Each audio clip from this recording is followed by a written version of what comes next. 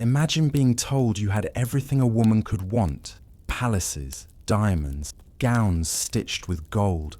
But the moment you spoke too loudly, laughed too freely, or married the wrong man, the world called you scandalous. That was the reality for the heiresses of the Gilded Age, a time when fortunes were being made faster than ever before, and society didn't quite know what to do with all that wealth. If you were a young woman born into it, you were expected to sparkle like a diamond, sit quietly in your gilded cage, and marry in a way that pleased your parents, preferably into old European nobility, who needed your money to prop up their crumbling castles. But of course, some of them didn't play along. Some spent too freely, travelled too boldly, or dared to marry for love instead of strategy. And others simply existed, with too much personality for a world that preferred its women silent and ornamental. High society, that carefully constructed, hypocritical stage of manners and rules, didn't just whisper about them, it hissed, it gossiped,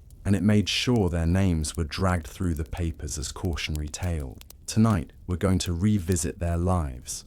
Women who were both admired and condemned, envied and ridiculed. We'll walk through ballrooms lit with thousands of candles, peek into marriages that were more like business mergers, and watch what happened when a woman with money decided to live by her own rules. Because while the Gilded Age promised glamour, what it really gave many of these women was a choice: behave or be branded scandalous. If you're listening in bed with tired eyes and an overthinking brain, you're in the right place. So let this story carry you. And if you're still awake at the end, I'll be here to say goodnight. That's the story I'm telling tonight. The Gilded Age. It sounds luxurious, doesn't it?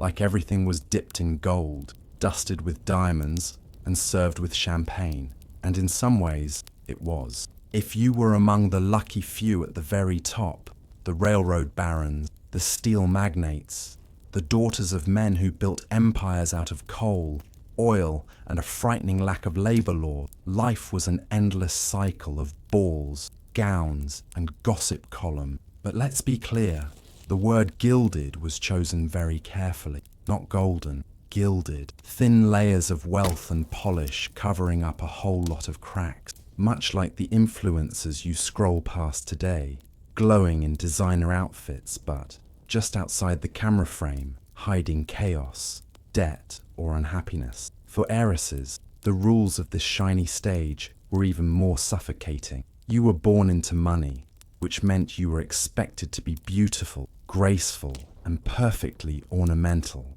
something like the human equivalent of a Tiffany lamp. Not particularly useful, but expensive, fragile, and admired from a distance. If you laughed too loudly, it was vulgar. If you read too many books, it was suspicious. And heaven forbid you had opinions about politics or business. That was practically an act of terrorism against the dinner table. Society liked to pretend that heiresses had it all.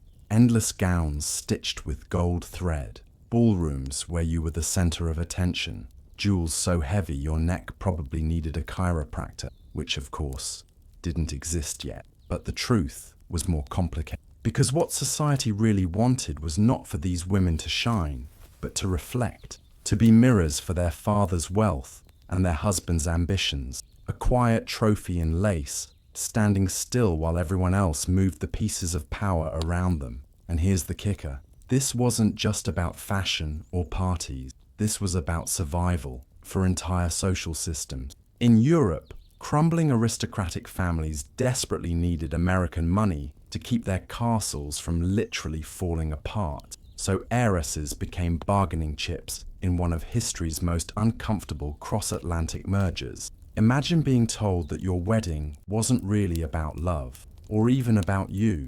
It was about balancing the books of a duke whose castle roof had been leaking since the Tudors. That's right, you were basically Venmo with a corset. Of course, not every heiress played by the rules. Some slipped out of the gilded cage, sometimes quietly, sometimes with fireworks, and that is why the world called them scandalous. But before we name names, before we step into their candlelit scandals and whispered affairs, we need to sit for just a moment inside that cage, because the walls of expectation, hypocrisy, and gossip were as solid as iron. Consuelo Vanderbilt was born in 1877 into the sort of life most people would only glimpse in the society pages: marble staircases, velvet drawing rooms, and more silver cutlery than an ordinary family could use in 3 generations. She was the daughter of William Kissam Vanderbilt, heir to the railroad fortune, and Alva Vanderbilt, who spent most of her waking hours deciding how to climb society's ladder faster than the other women in Newport. From her very first breath, Consuelo was less a baby and more an asset, a jewel in her mother's elaborate social chess game. Childhood for Consuelo wasn't about dolls and tree swing. It was about posture, pronunciation, and practice. By the time she was 6, she was drilled in French, piano, etiquette, and the art of never, ever contradicting her mother. Alva's idea of parenting was less bedtime stories and more like running a finishing school with military precision.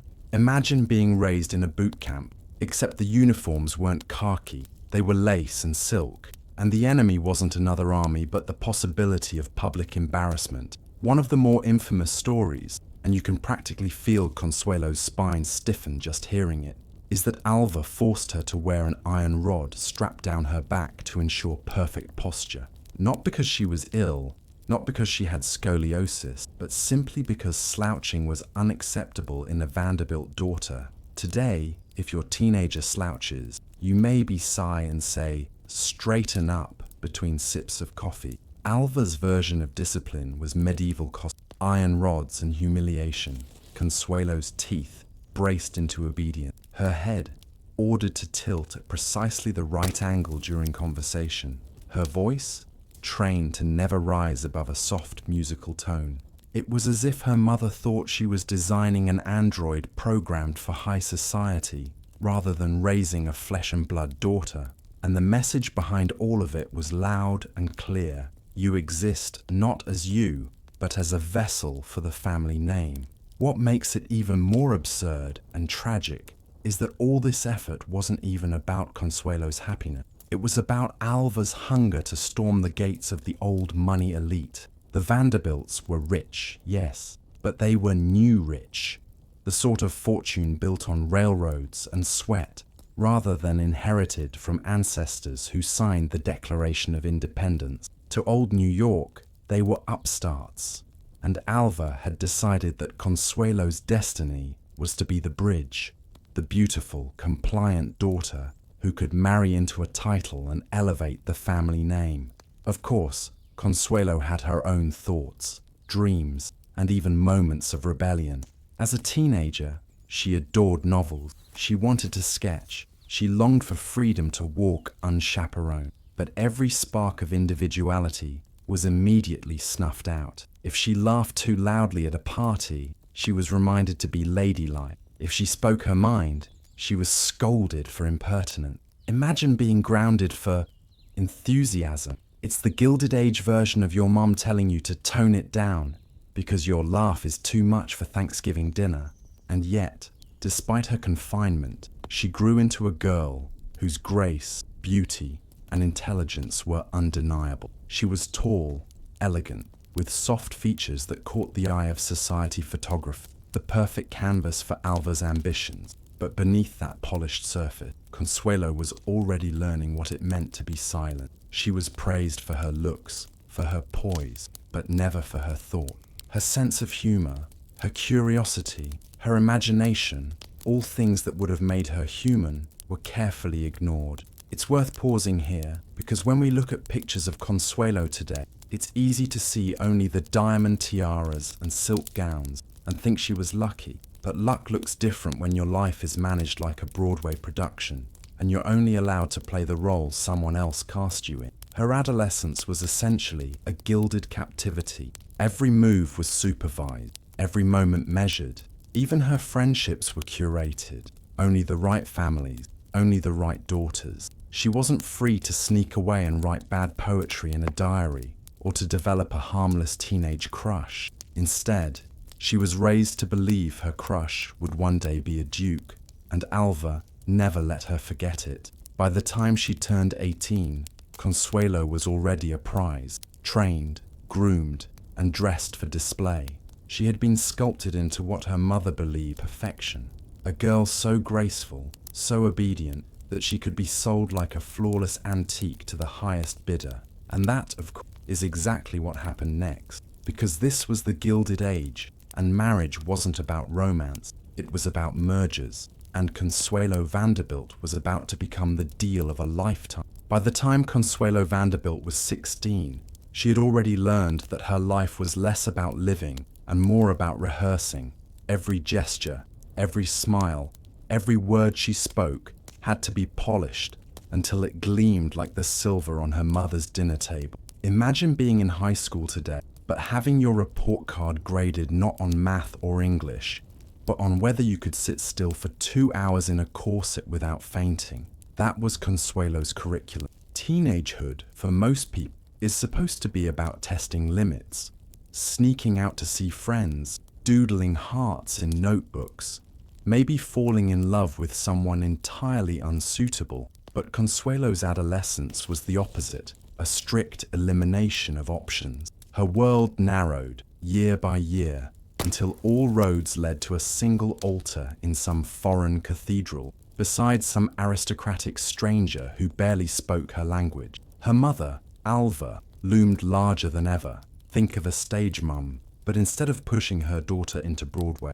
she was pushing her into the peerage. Every week was a new drill, dancing with the precision of a clock, curtsying with mathematical accuracy, speaking French as if Paris might be listening in. Consuelo wasn't being raised as a person. She was being sculpted, like marble, into the perfect duchess to be, and Consuelo felt the chisel. She would later recall that her mother's lectures followed her even in her sleep, as if her dreams had subtitle: "Stand straighter, don't slouch, remember you are a Vanderbilt." Teenage rebellion in her case meant daring to sigh too loudly, which earned a swift correction. She was beautiful, and everyone knew it.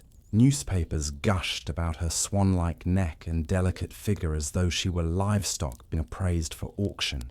It's not unlike the way today's tabloids obsess over celebrity daughters, except instead of paparazzi with cameras, it was society columns with opera glasses, noting which heiress looked fresh at last night's ball. And here's the uncomfortable truth. Consuelo became a kind of celebrity before she had even lived. She was a teenager whose very existence was consumed as public property.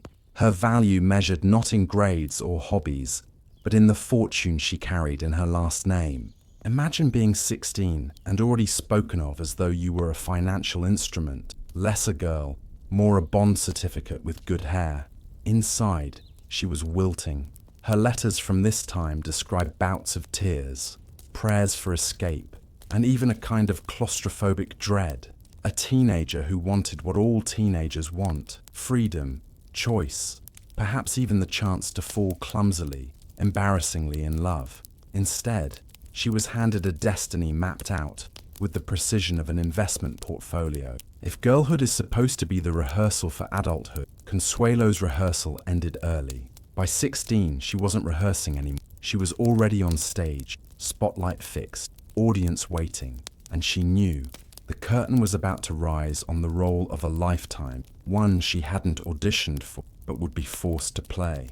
For all her mother's efforts to mold her into the perfect duchess-shaped statue, Consuelo Vanderbilt was still a teenager, which meant she had the terrible misfortune of occasionally thinking for herself. Somewhere between the ballroom rehearsals and French drills, she managed to stumble into what every heiress was supposed to avoid: genuine affection. His name was Winthrop Rutherford, a dashing, eligible bachelor, but tragically not a duke. He was wealthy, yes, from one of those respectable old American families, but in Alva Vanderbilt's accounting, he was essentially monopoly money, not convertible into title, not redeemable for coronets. To Consuelo, however, he was everything her world denied her: charming, kind, and most importantly, chosen by her own heart. The young couple exchanged furtive glances, stolen conversations, maybe even a kiss, though in Consuelo's own memoirs, she is maddeningly discreet about the detail. as if she's aware her mother's ghost might still be grading her paper. But what she does confess is the intensity of her first real love and the crushing despair when her mother discovered it. Alva, upon learning of the affair, reacted the way a modern mother might if she caught her daughter planning to drop out of Harvard to join a traveling rock band, except instead of a lecture, she applied the Vanderbilt specialty, brute force. Consuelo was essentially locked away, watched over like a prisoner, her letters intercepted, her outings restricted, all contact with Rutherford forbidden. She was reminded daily, and sometimes hourly, that her destiny was not her own. It's easy to forget she was only 17 when this heartbreak played out. While most teenagers today nurse their first crush with bad poetry and long playlists, Consuelo endured hers under the suffocating gaze of a woman who was less mother than project manager. Imagine your breakup being enforced not by the awkward drift of young love, but by your parent literally stationing guards between you and the boy. And yet, here's where she became quietly scandalous in her own right. She resisted. Not loudly, not rebelliously, because she had no leverage, but in those small ways that make teenage defiance timeless. She cried openly, ruining dinners with red-rimmed eyes. She pleaded, again and again, for the right to choose, and she dared to dream that somehow, if she held out long enough, her mother's grip might loosen. History, of course, tells us it did not. But what's striking in her letters is the quiet rebellion threaded through the despair. Consuelo was not blind to the absurdity of her fate. She writes of praying for deliverance, of asking God to intervene, not the words of a naive girl, but of someone who already sensed the cage she was in. Her resistance was never enough to break the bars, but it left cracks, and those cracks, those moments of almost choosing love over duty, are what make her story more than just another tale of dynastic ambition. They remind us that even in the most gilded prisons, the prisoner still dreams of escape. Because here's the truth, no society columnist wanted to print. Before she became the Duchess of Marlborough, before the palaces and the scandals, Consuelo Vanderbilt was just a teenage girl who loved the wrong boy and paid the price. And isn't that the most timeless scandal of all? By the 1890s, Alva Vanderbilt was no longer content with merely storming the gates of American society. She had her eyes on Europe. Because what was the point of having millions of people still whispering the word nouveau behind your back? Money could buy mansions, carriages, and even the loyalty of journalists, but it couldn't buy the one accessory Alva craved most, a title.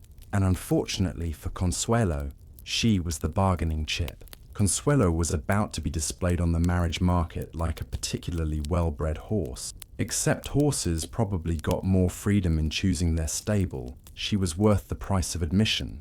The Vanderbilt fortune had swelled thanks to railroads and ruthless ambition, and every European noble in debt could smell the dollars across the Atlantic. Enter Charles Spencer Churchill, the 9th Duke of Marlborough, a man with a palace, Blenheim, but also with bills stacked higher than its gilded ceilings. His ancestors had won battles for the crown. He was now losing battles to his creditors. The solution: marry an heiress whose dowry could put the family accounts back in the black. It was a perfect storm of need. The Duke needed cash.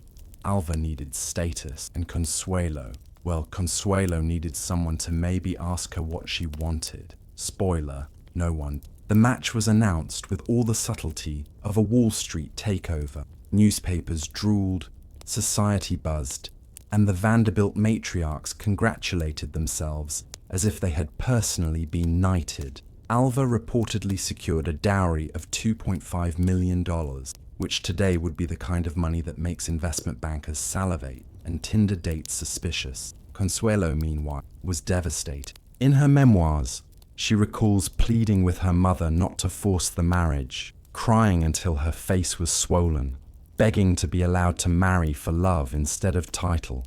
Alva's response? She locked her daughter in her room and informed her that if she didn't comply, she'd never see Winthrop Rutherford again. Think less maternal support, more hostage negotiation. When Consuelo finally relented, because really, what choice did she have? Alva did what Alva always did best. She spun the narrative. To the public, it wasn't coercion, it was destiny. Consuelo wasn't being dragged to an altar. She was ascending to her rightful place in the aristocracy. It was the Gilded Age equivalent of curated content, except the only person who believed the Instagram version of events was Alva herself. And thus, in 1895, the deal was sealed. Consuelo Vanderbilt, the golden heiress of New York, became the Duchess of Marlborough in what the press gleefully dubbed the wedding of the century. Guests gawked. The Duke looked pleased enough with his financial acquisition, and Alva basked in the glory of her triumph. Consuelo, she walked down the aisle in pearls and despair, her heart still tethered to the boy she wasn't allowed to marry.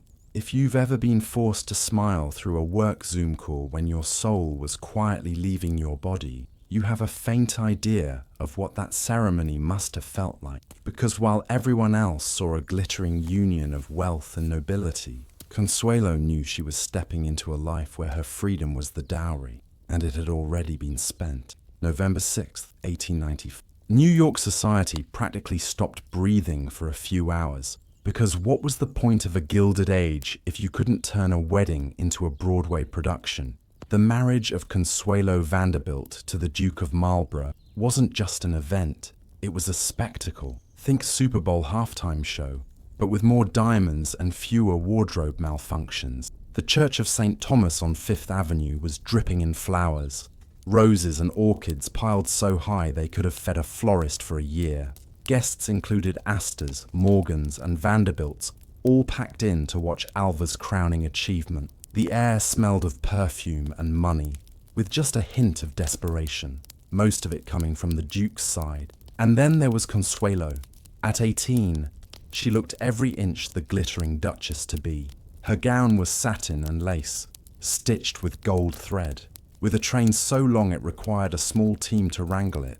On her head sat the Vanderbilt pearls, heavy enough to remind her that her family's fortune was literally dragging her down the aisle. But here's the part that history books often tuck away politely. Consuelo was crying, not the delicate, happy tears of a bride overwhelmed by joy, but real, swollen-eyed, I don't want to do this tears. Guests whispered about how pale she looked, how her eyes were red, how the bride's radiant smile seemed to have taken the day off. Her mother, Alva, of course, explained it away. Nerves, she said, which was technically true, though the nerves were less about walking down the aisle and more about being shoved onto a ship, bound for a loveless marriage. The Duke, meanwhile, stood at the altar, looking pleased with himself. In photographs, he cuts the figure of a man who knows he's made a very smart business deal. Forget romance. This was about survival, his survival to be precise. Blenheim Palace needed funds, and Consuelo was bringing them, neatly packaged in her dowry. He didn't have to love her, he just had to tolerate her long enough to keep the lights on in Oxfordshire.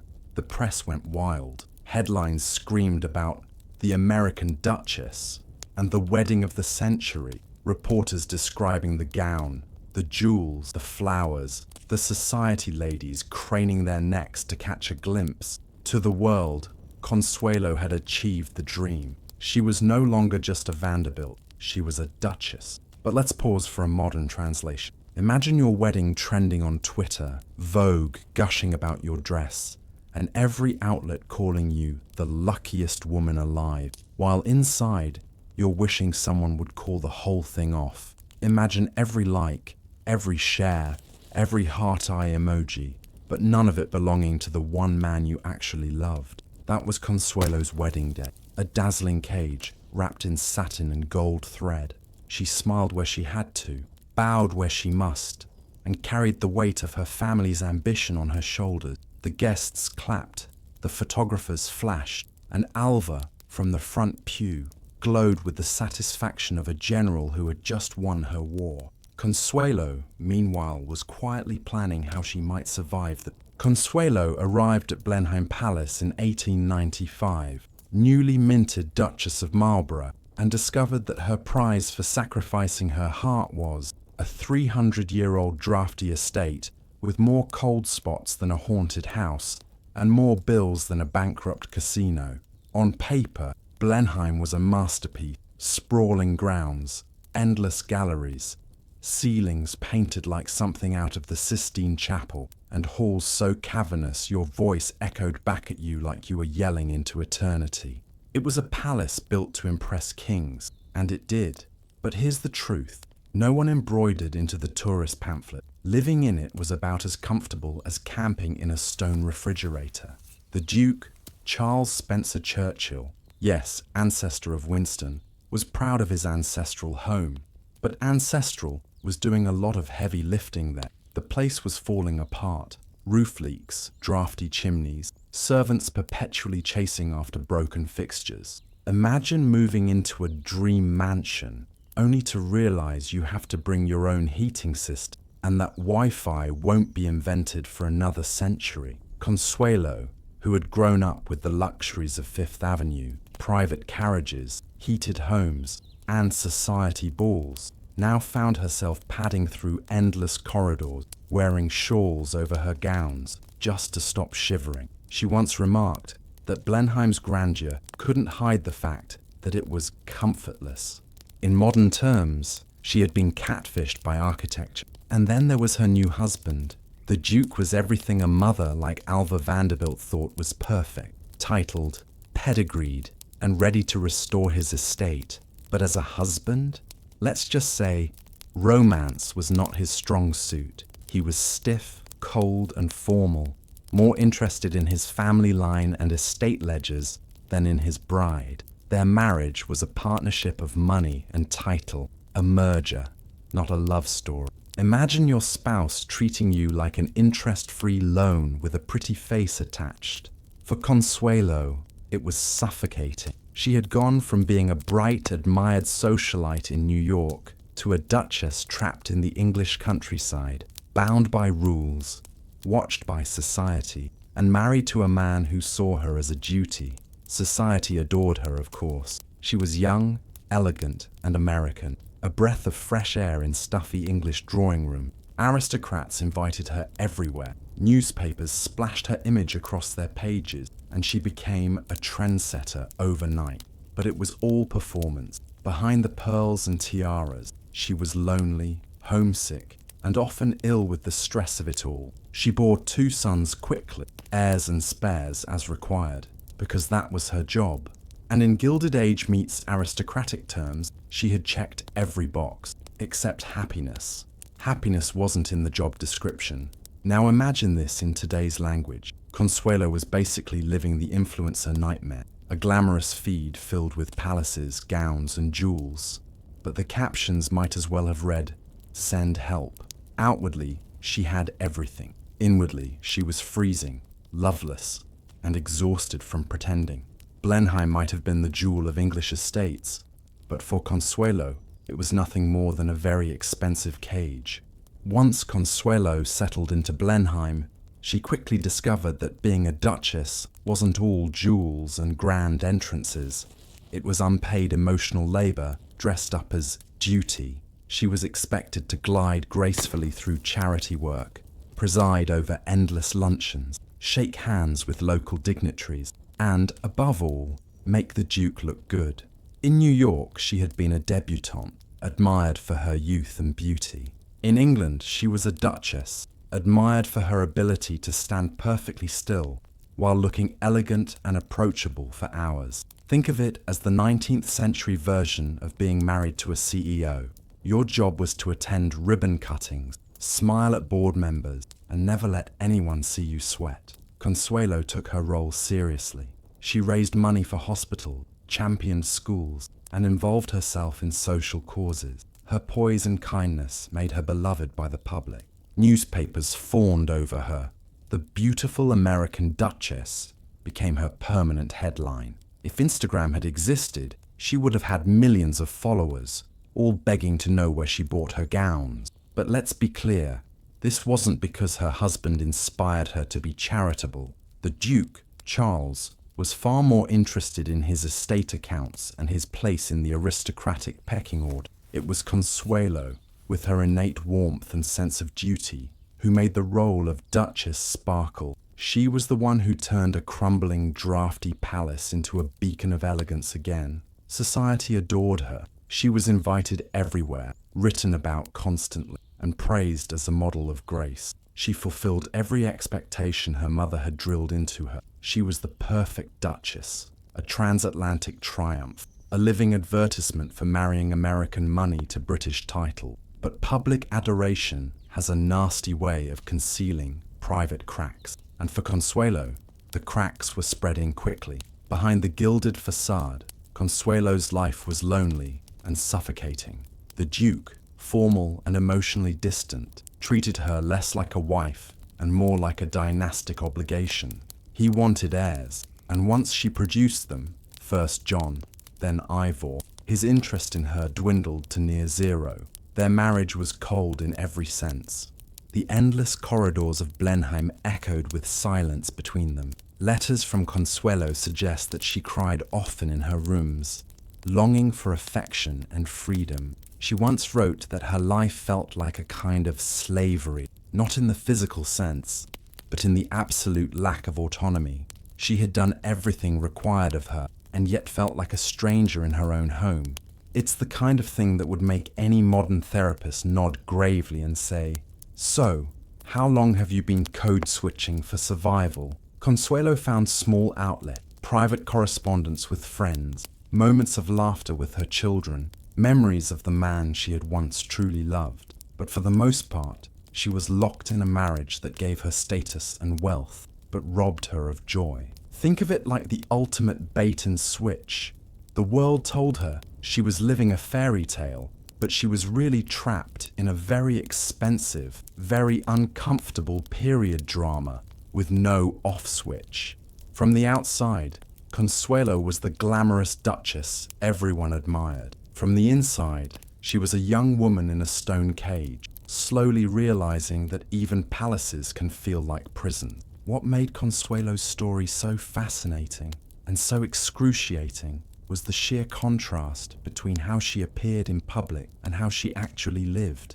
To the world, she was radiant, the duchess who glided through glittering London drawing rooms, the hostess who charmed guests beneath Blenheim's chandelier, the philanthropist whose name appeared in newspapers beside headlines about royal balls. She was the closest thing Edwardian society had to a celebrity humanitarian, her every dress sketched in fashion columns, her every outing recorded like she was some combination of Princess Diana and a Vogue cover model. But privately, she was playing a role she hated in a theatre she couldn't leave. Each smile was rehearsed, each conversation carefully performed, each gown another layer of armor. She had learned, under her mother's iron thumb, how to act the part of the perfect aristocrat, and she did it so well that almost no one suspected her misery. It's the Gilded Age equivalent of a perfect Instagram feed masking a collapsing marriage. Everyone saw the champagne, the gowns, the diamond tiaras. No one saw the tears behind the locked bedroom doors, and this double life took its toll. The longer she wore the mask, the heavier. To society, she was an icon. To herself, she was a girl who had once dreamed of love and now lived inside a stone palace that might as well have been a mausoleum. This is where Consuelo's story sharpens into something universal. The gap between appearance and reality, the glittering facade and the hollow core. For her, the weight of that hypocrisy became unbearable, and eventually she decided she wasn't going to play the part anymore. At first, the unraveling looked like nothing at all. A few missed appearances together, a chilly silence between husband and wife that only the servants noticed. Guests whispered that the Duke and Duchess of Marlborough seemed distant, which, in aristocratic code, meant that they were practically at war. Consuelo's rebellion didn't begin with fireworks. It began with refusals, refusing to flatter her husband in public, refusing to accept that her role was only to produce heirs and host dinners, refusing, most of all, to give up on the idea that her life might still belong to her. She started traveling alone, visiting friends in France, spending more and more time in London, away from Blenheim's suffocating grandeur. And little by little, her absence became the louder statement. A duchess was supposed to be inseparable from her duke. When she wasn't, society noticed, and gossip, as always, filled the gaps. There were whispers of her friendships with men far more interesting than her husband. The name that surfaces again and again is Charles Richard Spencer Churchill, her husband's cousin. Scandalous enough. But there were also rumours of French admirers, artists, politicians, men who actually listened to her. Whether true or not, the gossip alone was dynamite. The Duke, proud and brittle, hated it. But here's the irony. His own affairs were an open secret, shrugged off as a man's right. Consuelo, on the other hand, was expected to be untouchable, a symbol of purity in pearls. And so every whispered rumour about her became a dagger. In 1906, the fracture finally became official. Consuelo and the Duke separated. It was announced with the kind of cold formality that only aristocrats can manage. But make no mistake, this was a scandal. Divorce was still nearly unthinkable for people in their position. A duchess leaving her duke was not just personal, it was political. Newspapers loved it. Society fed on it. Consuelo, once the perfect duchess, was suddenly recast as a failed one. But here's where the story bends in her favour. The public actually sympathised with her. She was beautiful, kind, charitable, and married off against her will. People saw her less as a scandalous runaway wife, and more as a heroine finally reclaiming her life. The Duke, meanwhile, was left sulking in his vast mausoleum of a palace, increasingly bitter and irrelevant. Consuelo's fracture was complete. She had broken away from the marriage that defined her, and in doing so, she had broken one of the most rigid social contracts of the age. And the best part, her story wasn't over, because after surviving one of the most suffocating marriages in British aristocracy, she would go on to reinvent herself entirely. By the time Consuelo Vanderbilt sat down to write her memoirs, she had outlived the castle, the marriage, and even her formidable mother. The book she published in 1953, The Glitter and the Gold, wasn't just a reminiscence. It was a kind of quiet revenge. In it, Consuelo detailed what it was like to be turned into a bargaining chip in the Gilded Age marriage market. She wrote about her suffocating wedding, the loneliness of Blenheim Palace, and the weight of titles that had nothing to do with love. Readers devoured it, not because they didn't know the story, but because this time it came from her mouth, in her words. Imagine the satisfaction, after decades of being defined by men, mothers, and monarchs, to finally say, here's what it was like for me. Her book remains one of the most insightful social documents of the Gilded Age, precisely because it mixes glamour with misery, diamonds with duty. Consuelo gave us a reminder that palaces come with drafty corridors, titles come with shackles, and that even the most privileged women of her age were trapped in gilded cages. And yet, her legacy is not bitterness, it's endurance. She found love on her own terms, turned wealth into service, and left behind a story that still captivates us because it feels like a mirror. We may not be forced into marrying dukes, but who among us hasn't felt the pressure of family expectations, social approval, or the myth that having it all means being happy? Consuelo's true rebellion wasn't that she got divorced. It was that she survived the machine that created her and then told us all exactly how it worked. That's not just scandal, that's history with teeth. So when you picture Consuelo Vanderbilt, the girl with the diamond dowry who was marched down the aisle like a sacrificial lamb, don't stop at the wedding veil. Remember the woman who walked back out, scarred but unbroken, who found a second act and had the audacity to write her own version of events. Because the real scandal of Consuelo's life isn't that she married a duke or that she divorced one. The real scandal is that she lived through it all and refused to stay silent. And that's the story I'm telling tonight. If you're listening in bed with tired eyes and an overthinking brain, you're in the right place. Let this story carry you. And if you're still awake at the end, I'll be here to say goodnight. Written by Clara Finch. Because women's stories always deserve a soul.